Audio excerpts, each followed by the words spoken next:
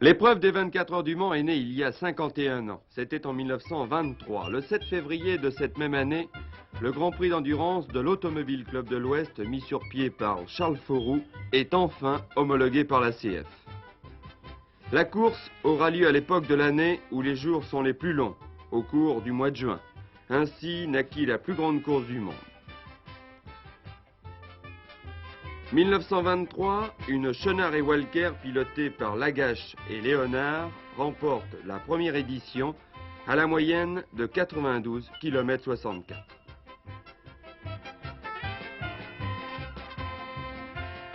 Deux ans plus tard, en 1925, les étrangers manifestent leur intérêt pour l'épreuve. Américains, Anglais, Italiens s'y donnent rendez-vous. C'est le départ d'une grande course internationale dont les rivalités passionnent déjà le monde entier. Mais durant ce demi-siècle d'automobile, l'épreuve française sera menacée. 1929-1934, les années de léthargie. L'industrie automobile française est en pleine crise. Les constructeurs français, Bignan, Roland Pilin et Lorraine ferment leurs portes. Les étrangers dominent.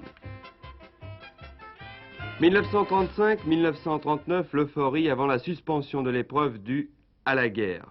La France sort de l'ombre, Bugatti, Delahaye, Delage et Talbot contestent la suprématie étrangère et renouent avec la victoire. 1949, la CO a préparé sa résurrection et les 24 heures du Mans. On parle déjà de restriction d'essence. Bugatti a disparu, Delahaye et Talbot survivent mais doivent s'incliner devant une nouvelle génération de voitures de sport dont Ferrari.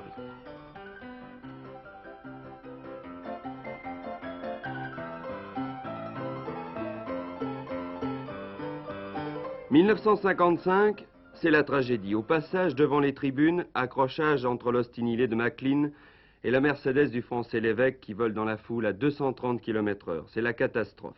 Le bilan est lourd, 81 morts. En signe de deuil, Mercedes retire toutes ses voitures.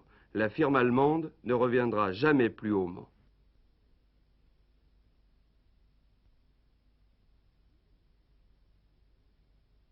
« 1958, les années passent, c'est le début d'un règne. Après Bentley, Alfa Romeo et Jaguar, un géant va dominer l'épreuve pendant 8 ans.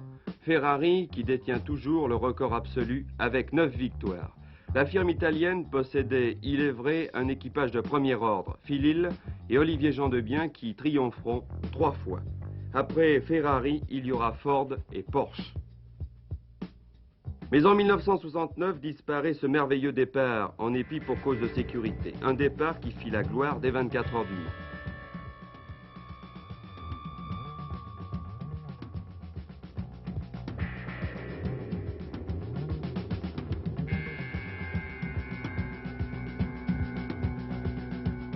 « 1972, la consécration française. 49 ans après la Chenard et Walker, une autre voiture bleue, Matra, triomphe au Mans.